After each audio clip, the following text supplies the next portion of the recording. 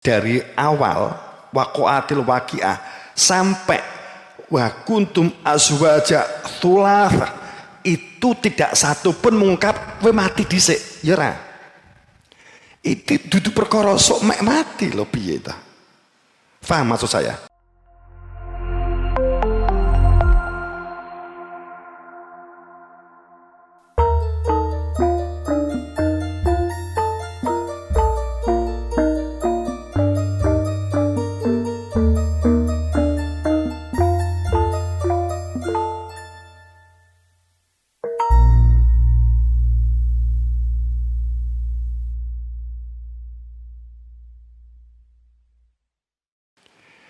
Ya ini pasti akan ada satu peristiwa.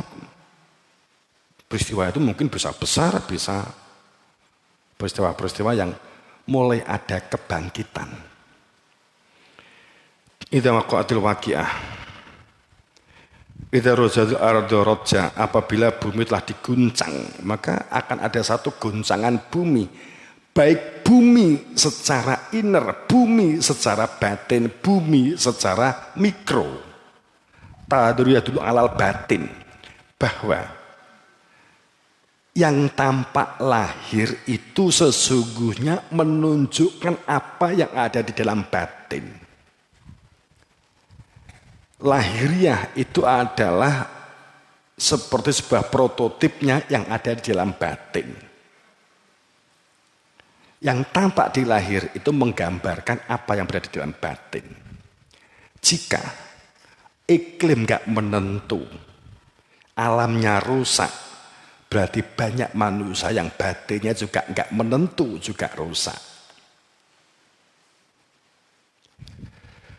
Jika anomali atau di luar kebiasaan iklim ini yang sangat kuat mencuat, maka yang posisi batin juga demikian. Banyak orang yang jutek, banyak orang yang bingung, banyak orang panik. Itu adalah merupakan gambaran dengan apa yang berada di dalam batin. Itu kondisi, faktanya begitu.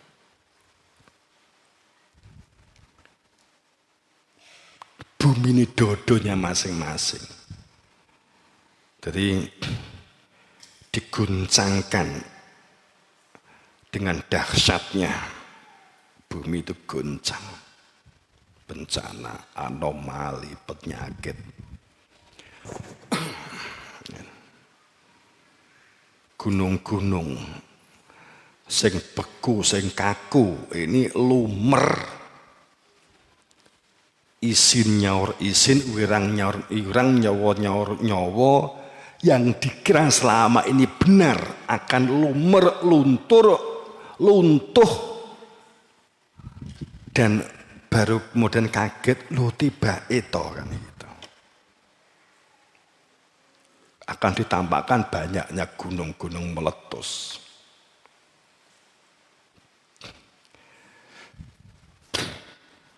Banyak mulai orang goncang, berpikirnya mulai bingung. Piye to agama kok ngene-ngene, masa gak menjelaskan. Kan katanya kalau seandainya penduduk bumi itu iman dan takwa, maka Allah akan turunkan barokah minas samawat, dari langit dan dari bumi, dicok dari langit dan dari bumi. Iki padahal kan orang iman takwa kan oke biangket. Kok akeh penyakit sih piye kan gitu ta. Mulai mikir gitu loh. Pesantren banyak, YIN sak embrek. Tamat dari pondok pesantren kaya awake dhewe, tamat kaya YIN, itu kan berarti kan capek ijazah kan takwa kan begitu ta. Jadi metu ke pesantren, metu ke YIN, metu ke pendidikan agama apalagi. Langsung ijazah tok. Ini adalah orang iman. Kan gitu logikanya. Gitu. Walaupun sing nyiptain rektor itu malaikat, tapi kan kita anggap malaikat kan tok nggak langsung. Ini adalah nabi-nabi, pomosda nabi, yang ini nabi ini kemudian dicolke karo pimpinane pondok sekarang biar bermanfaat, sampaikan yang ilmu yang telah kamu peroleh itu kebenaran dari Tuhan, padahal kebenarannya pimpinannya pondok gitu. Kan gitu toh.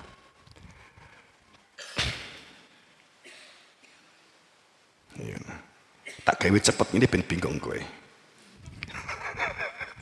Nek gawe alon-alon, nek gak bingung, sing ngrungokne nek kono protes engko. Kan gitu. Tapi wis zaman medhit kaya ngene iki.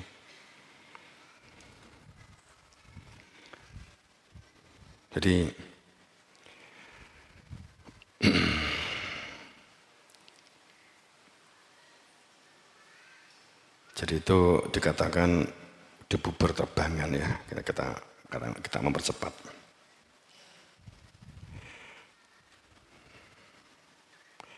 Kemudian akan muncul adanya 3 golongan.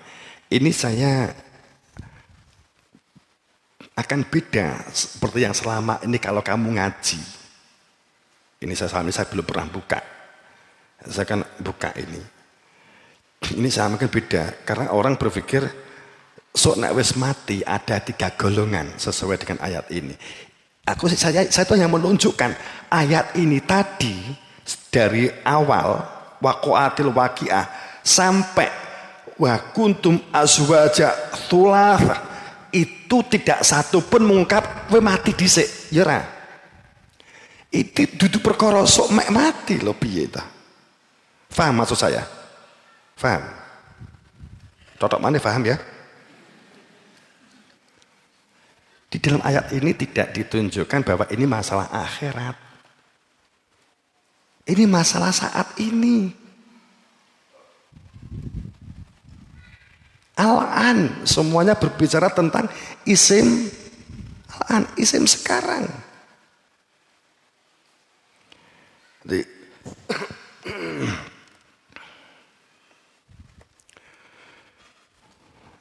fa ashabul maimanah ma ashabul maiman itu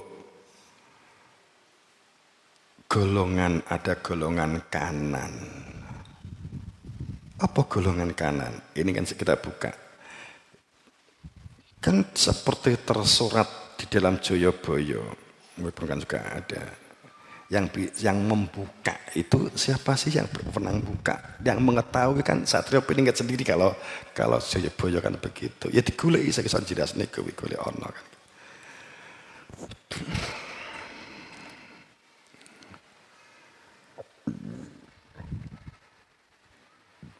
Jadi ada golongan kanan, ada golongan kiri, ada golongan yang terdahulu. Ini sebenarnya seperti apa sih?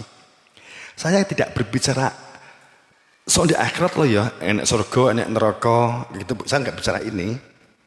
Ini ada kejadian, peristiwa besar yang Allah kendaki ja'alah kewazakol batil. Ditampakkannya hak, ditenggelamkan yang batil. Yang batil itu fasik, munafik, kafir. Kafir dalam pengertian tanda petik bukan subjek.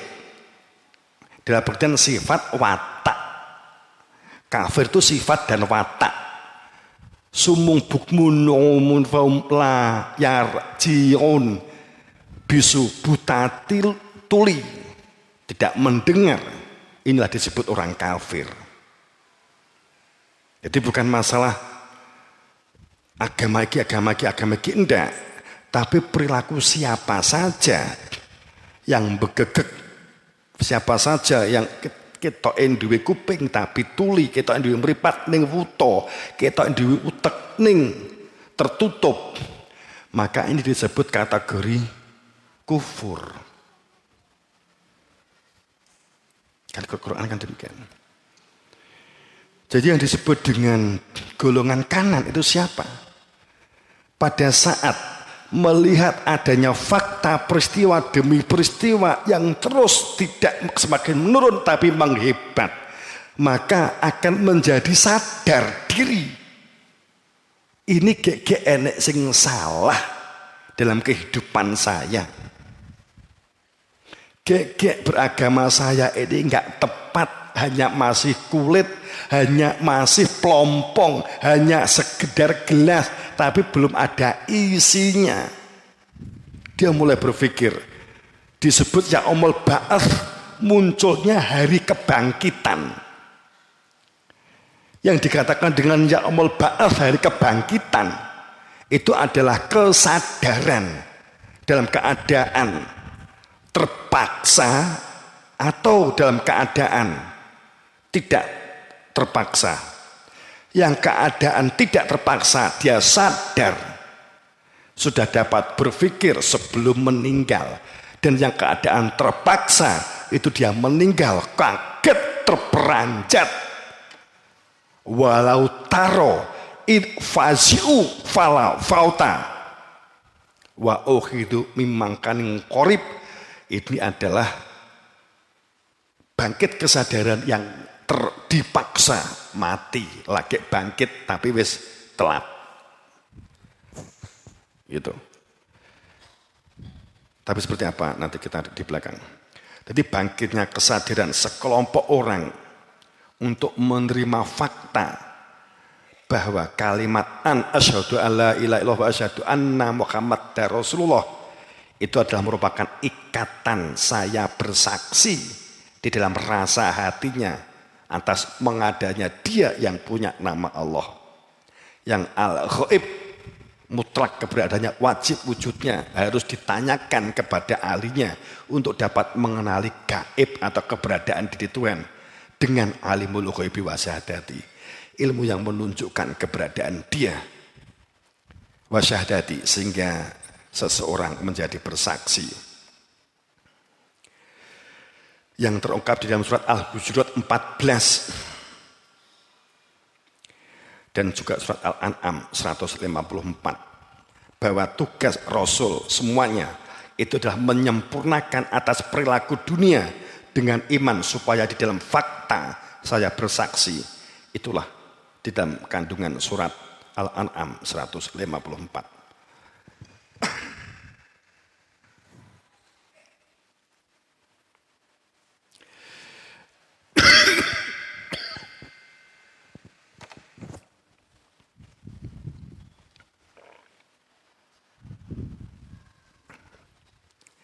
Benang merahnya dengan Nabi Isa yang masih terekam di saat ini di dalam surat Yohanes 3:3.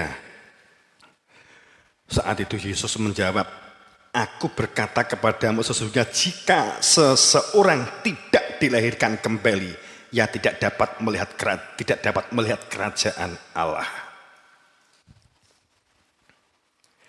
Maka orang harus dilahirkan kembali supaya di dalam ketaatan dalam ikatan saya bersaksi.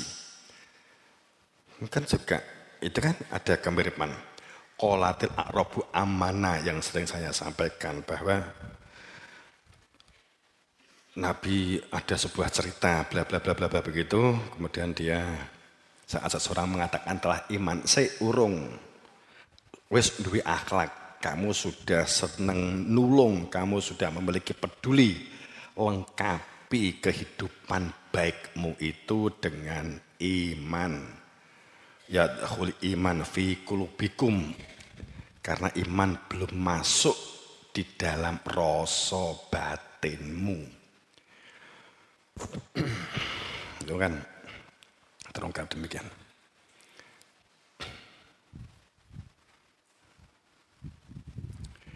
Sedang yang dikatakan dengan ashabul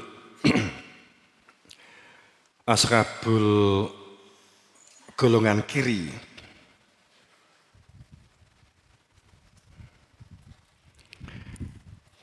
ashabul masyamah, kelompok golongan kiri. Ini adalah kelompok yang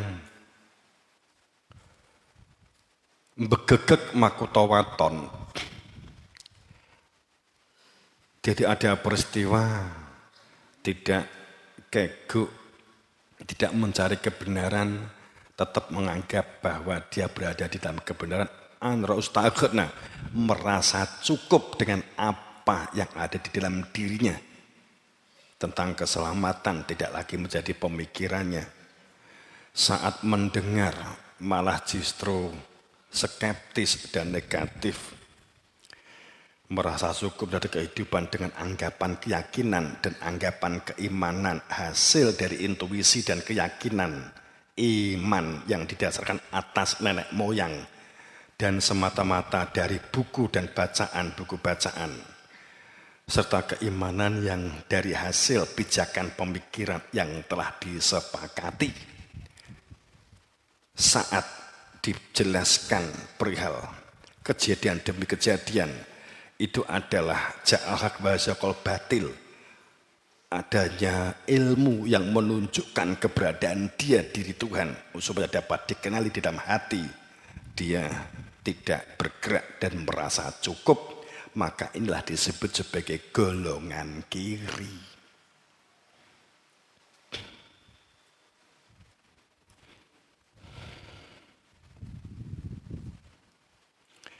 Dan kemudian ada golongan yang disebut yang telah dahulu.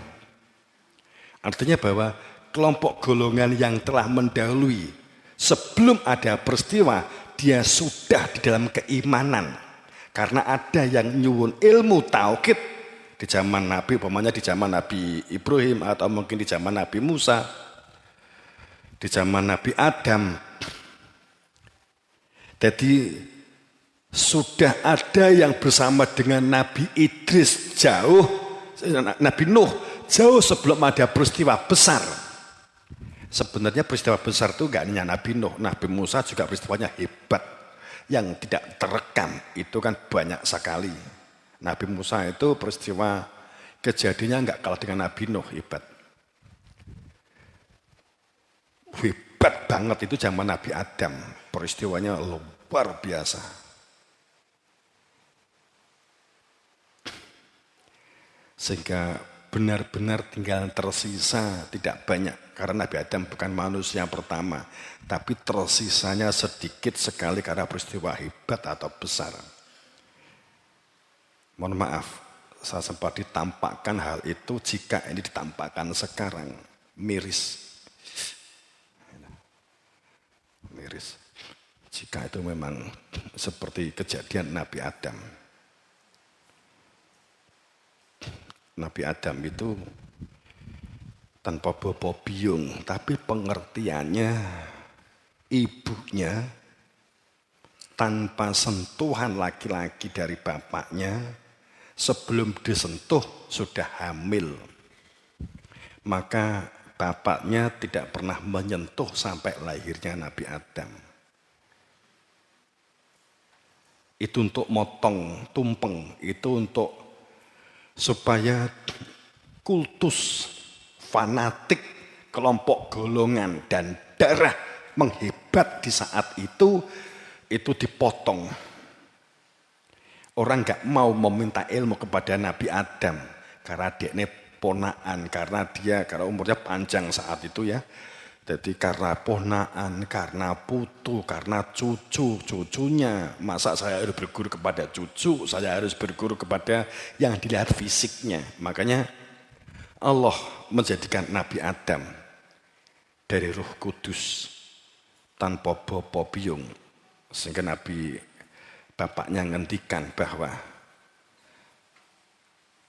kamu dilahirkan dari ibumu tapi bukan dari kamu memang dari rahim ibumu, tapi kamu bukan dari indung telur ibumu.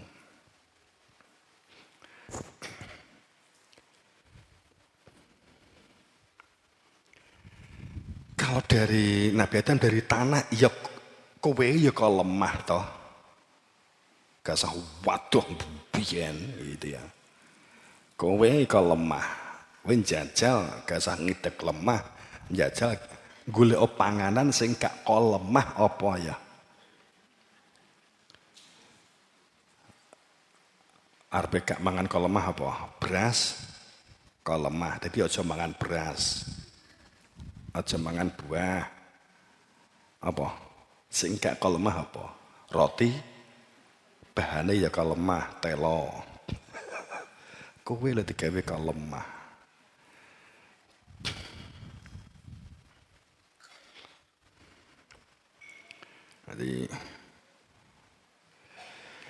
Jadi mereka yang telah kelompok yang dahulu yang telah berada di dalam keimanan tanpa kara sebab peristiwa, sudah dalam pencarian dan telah nyuwun ilmu. Ini mereka inilah yang telah benar-benar diangkat derajatnya fi janatun naim. Kita sering berpikir janatun naim itu besok.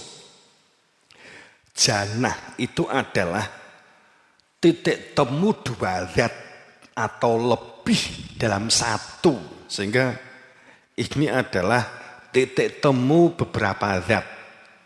Ada air, gula, kopi, susu, dimasukkan menjadi satu. Kemudian ini beberapa zat menjadi satu. Kita minum.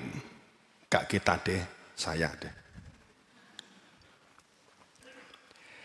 Maka nikmatnya dua zat menjadi satu di lidah, di rasa yang sifatnya adalah rasanya lidah menjadi nikmat. Padahal mau sak minitok. Ini adalah merupakan sinyal jannah. Titik temu dua zat menjadi satu antara laki-laki perempuan yang telah menjadi suami istri, maka menjadi jannah. Saat dua zat menjadi satu, fitrah manusia yang asal fitrah manusia dari Allah, kemudian dipertemukan dengan fitrah yang asalnya dari Allah, itu adalah fitrah Allah piyambak. Inilah keberadaan Rasul menyatukan sebagai naibnya, disebut dengan innalladzi yubayyi'unaka innama yubayyi'unallah yadullah fawqa aydihim. Bahwa keniscayaan baiat ditunjukkan keberadaan fitrah manusia yang asal fitrah dari fitrah Allah piyambak dipertemukan dengan fitrahnya milik Allah. Dengan Allah piyambak yang asal fitrah itu disatukan. Ini loh fitrahmu yang punya nama. Yang ini asalnya dari Allah. Siapa mengenal dirinya maka mengenal Tuhannya. Mengetahui Tuhannya. Itu makanya itulah jannah. Jannah. Saat seseorang berada di dalam jannah, artinya rasa yang telah dalam ikatan bersaksi, aku bersaksi, an asyhadu ilah, ini yang punya nama Allah, sadar sebagai hamba, tanpa dengan dia fakta di dalam rasa kita nggak bisa apa-apa saat kita telah mengenalnya, bukan konsep lagi, tapi fakta. Maka kita akan berpikirnya, tindakannya, aktivitas yang kita lakukan itu adalah keniscayaan otomatis karena sadar sebagai hamba. Mungkin itu rada angel iki nyerape. Bahwa kita sadar bahwa obah osik di dalam diri kita itu adalah ada fitrahnya Allah. Kemudian pemahaman yang kedua, Allah telah memberikan ada pintu rahmah di dalam dada. Sebagai pintu pulang. Nek sewaktu-waktu masa pakai jasad habis dapat menyatakan kembali bleng ke dalam, bukan keluar. Kemudian yang kedua, anugerah Rahman, adanya unsur jasad yang lahir ini. Kita bisa bergerak, kita bisa melihat, kita bisa mendengar. Itu karena sadar ada fitrah Allah di dalam diri. Maka kita akan memberdayakan diri kita. Maka kita tidak akan berani membuat kerusakan tatanan kehidupan. Maka kita tidak akan berani merasa lebih daripada yang lain. Walaupun kamu menjadi menteri, kamu menjadi bupati, menjadi lurah. Tidak akan ada keberanian karena sadar. Tanpa dengan dia nggak bisa apa-apa. Fakta. Iso nampa sing pinggil meneh, ya, gitu loh. Maka sistem itu akan otomatis kita akan bergerak. Itulah disebut hurunin, itulah widodari. Gitu loh. Kita tak gregetenin kayak gitu ya. Jadi widodari itu wong sing sadar uteke, kupinge, mripate, dingin delok, dingin krungu, dingin mikir. Itu supaya mengendalikan, supaya tidak larut dengan kehidupan dunia. Dia senang perbuatan kebaikan, kesalehan, kesolehan, kemaslahatan, berbuat baik. Itu karena menjalankan perintah Allah. Allah nggak ngejawantah, menjalankan perintah Rasul. Rasul Nabi Muhammad sudah kundur, menjalankan dawuh guru. Begitu loh. Itu akan senang menjalankan perintah guru. Mohon maaf, memang saya niat kepada yang sudah punya ilmu, nek orang rodok bingung, apalagi sing baru gitu ya, mungkin agak bingung.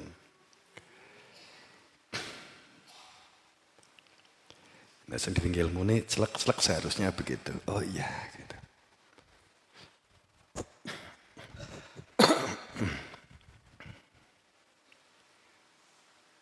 Ilmu bukan wawasan, ilmu karena hakikat. Jadi jannah itu ya. Ala suri maudunah,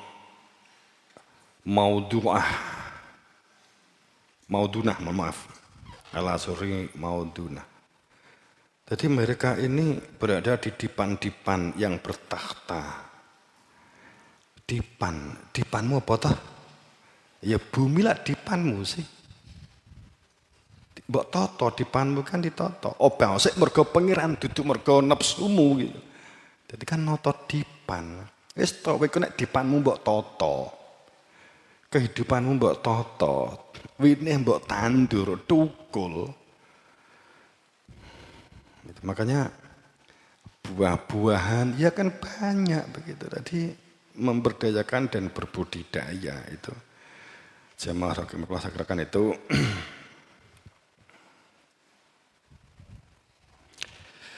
jadi la yusaddi'una anha wala yungsifun.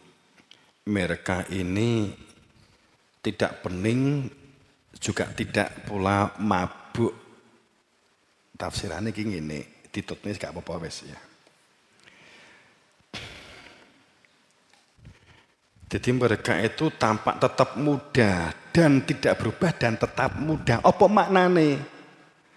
Orang marah kepada Allah yang namanya fitrah itu enggak mengenal tuwek nom, mengenal tua muda itu mergo nganggo raga. Kan gitu. Ning semangat zikirnya, semangat berdayanya kuwi tetep muda. Mbok sing sepuh pingine ya muda mung mergo ragane kuwate ngangkat boto mung separo ya ora apa-apa gitu lho. Kowe apa arepe iri karo wong sing sepuh nggawa boto mung sitok. Terus gue nggawa boto ya melu-melu sitok gitu loh. Nah, itu. Jadi tetap muda, itu jiwanya tetap muda. Karena fitrah yang asal dari Allah, fitrahnya manusia itu tidak mengenal tuwek. Tuwek iki mau nganggo raga. Banyu itu dari dulu ya begini yang namanya air. Ning gelas ki mengenal tuwek, mengenal pecah. Nah iki pecah banyunya apa melu pecah? Ndak begitu loh ya. Jadi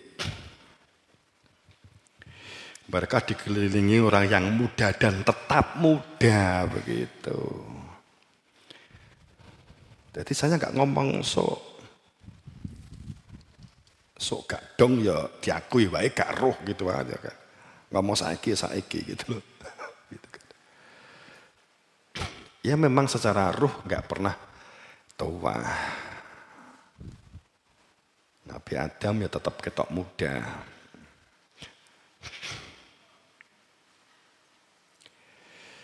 Jadi Jadi kalau kita memahami walahmi to'iri mimma tahun, ya berdayakan diri kamu, berdayakan diri kita dalam membangun suatu kemaslahatan, maka itulah wahurunoin, itulah widodari. Jadi widodari, lanang ya widodari.